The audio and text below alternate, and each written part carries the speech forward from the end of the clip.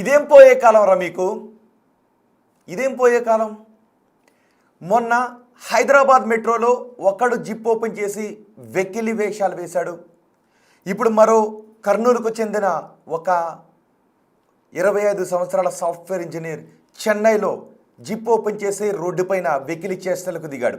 ఒక్కసారి నేను మీకు ఆ దృశ్యాలు చూపిస్తాను, మీరు చూడండి. మీకు గుర్తుంది కదా, మొన్న హైదరాబాద్ మెట్రోలో ఒకడు జిప్ ఓపెన్ చేసి వెధవేషాలు వేస్తే ఇక్కడ నెల్లూరుకు చెందిన బచ్చు సాయి తేజ్ అనే యువకుడు, అదిగో చూడండి ఒకసారి, బచ్చు సాయి తేజ్ అంట వాడి పేరు, బైక్పై వచ్చాడు. తెల్లవారుజామున అక్కడ ఒక స్వీపర్ పారిశుద్ధ్య కార్మికురాలు రోడ్లను క్లీన్ చేస్తూ ఉంది. ఆ సమయంలో వాడు ఏం చేశాడో తెలుసా, జిప్ ఓపెన్ చేసి ఆమె వైపుకు తిరిగి అసభ్యకరంగా సైకిల్ చేశాడు. దీంతో ఆమె చీపురు కట్ట తిరిగేసి వాడికి బడితి పూజ చేసింది. చీపురు కట్ట తిరిగేసి వీపు విమానం మూత మోగించింది. దాంతో లబోదిబోమంటూ వాడు మళ్ళీ ఆ బైక్ ఎక్కి అక్కడి నుంచి పారిపోయాడు.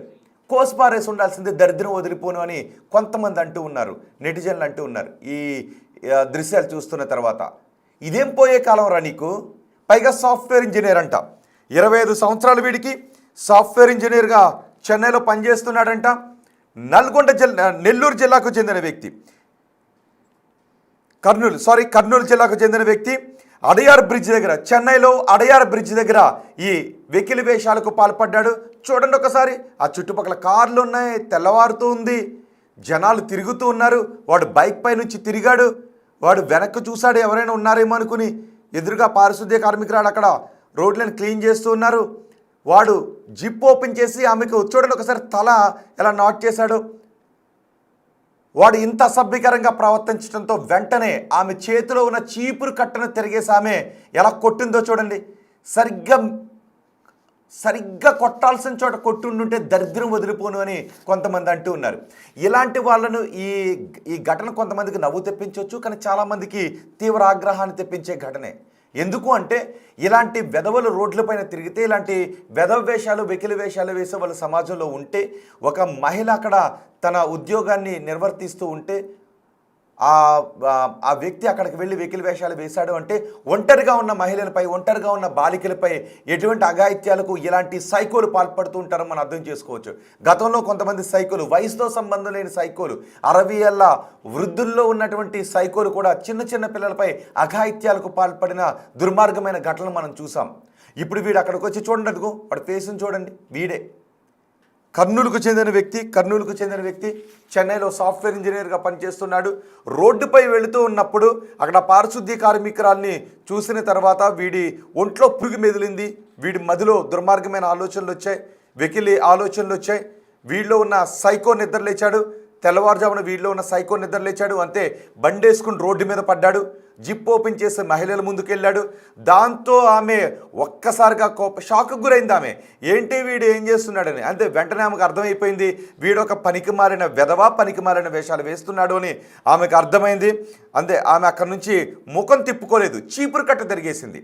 వీడు జిప్ ఓపెన్ చేసి వెకిలి వేషాలు వేస్తుంటే ఆమె ముఖం తిప్పుకోలేదు, చీపురు కట్ట తిరిగేసింది. చూడండి, చీపురు కట్ట తిరిగేసుకుని వీపుపై ఒక్కటేసింది. కోసి పారేస్తుంటే దరిద్రం వదిలిపోను, లేదా కొట్టాల్సిన చోట కొట్టుంటే దరిద్రం వదిలిపోను అని కొంతమంది అనుకుంటూ ఉన్నారు. సో ఈ ఘటన కొంతమందికి నిజంగా నవ్వు తెప్పించవచ్చు, కానీ వీడి ఆలోచనలు మాత్రం చాలా ప్రమాదకరమైనవి. ఇలాంటి వాళ్ళు ఎక్కడైనా, ఒకవేళ మీ చుట్టుపక్కల ఇంట్లో వీడు నివసించే అవకాశం ఉండుంటే, అక్కడ ఎవరైనా చిన్న పిల్లలున్న అఘాయిత్యాలకు పాల్పడేటటువంటి దుర్మార్గమైన సైకో అని నాకు అనిపిస్తున్నాడు. మీకేమనిపిస్తోంది ఈ ఘటనను చూస్తుంటే? మీ అభిప్రాయాన్ని కమెంట్ బాక్స్లో తెలియచేయండి. మనం చూసాం కదా, హైదరాబాద్ మెట్రోలో జిప్ ఓపెన్ చేసి నిస్సిగ్గుగా ప్రయాణం చేస్తూ ఉన్నాడు. ప్రైవేట్ పార్ట్స్ని కనపడేలాగా చేస్తూ ప్రయాణం చేశాడు. వాడిని కూడా అదుపులోకి తీసుకున్నారు. ఇప్పుడు ఈ వ్యక్తిని కూడా, ఇప్పుడు మీరు బిగ్ టీవీ స్క్రీన్ పైన చూస్తున్న ఈ వ్యక్తిని కూడా చెన్నై పోలీసులు అదుపులోకి తీసుకున్నారు. అదుపులోకి తీసుకుని విచారిస్తే వీడు కర్నూలు జిల్లాకు చెందిన బచ్చు సాయి తేజ్గా గుర్తించారు. వీడిపై పలు సెక్షన్ల కింద కేసులు నమోదు చేశారు.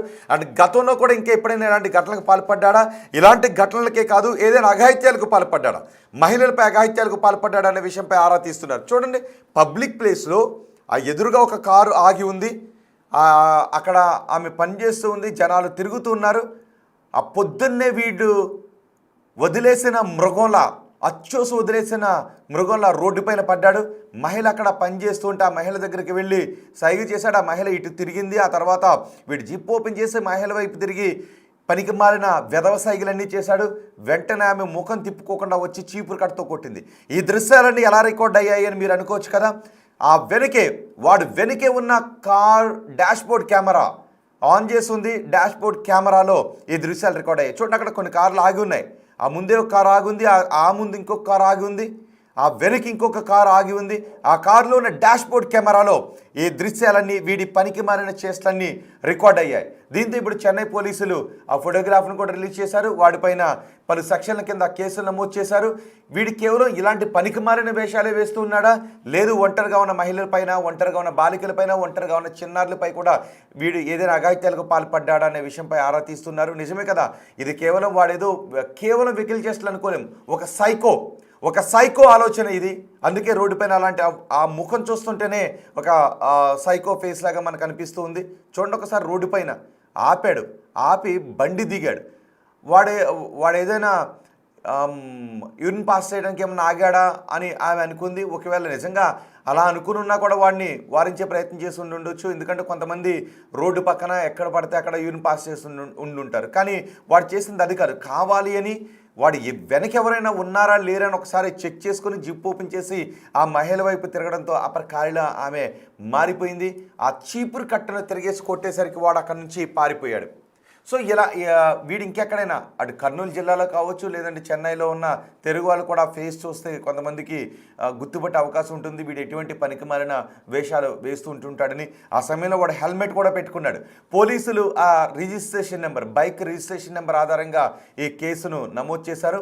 కేసు నమోదు చేసి ఆ బైకర్ దగ్గరికి వెళ్ళి పట్టుకుంటే ఈ డీటెయిల్స్ అన్నీ వచ్చాయి. బచ్చు సాయి తేజ్గా గుర్తించారు. ఆ వెనుకున్న కారులో ఉన్న వ్యక్తి తను చూస్తున్నాడు. డాష్బోర్డ్ కెమెరాలు ఇవన్నీ రికార్డ్ అయ్యాయి. వెంటనే ఆ వెనుకున్న వ్యక్తి కూడా షాక్కు గురయ్యాడు. వెంటనే ఆ వ్యక్తి వెళ్ళి దగ్గరలోని పోలీస్ స్టేషన్కి వెళ్ళి ఈ దృశ్యాలను చూపించి కంప్లైంట్ చేస్తే పోలీసులు ఆ కేసును రిజిస్టర్ చేసి వీడిని ప్రస్తుతం అరెస్ట్ చేసి కట్టకట్టాల వెనక్కు నెట్టారు. గతంలో వీడు ఏదైనా హేయమైన నేరాలకు పాల్పడ్డాడనే విషయాలపై పోలీసులు ఆరా తీస్తున్నారు.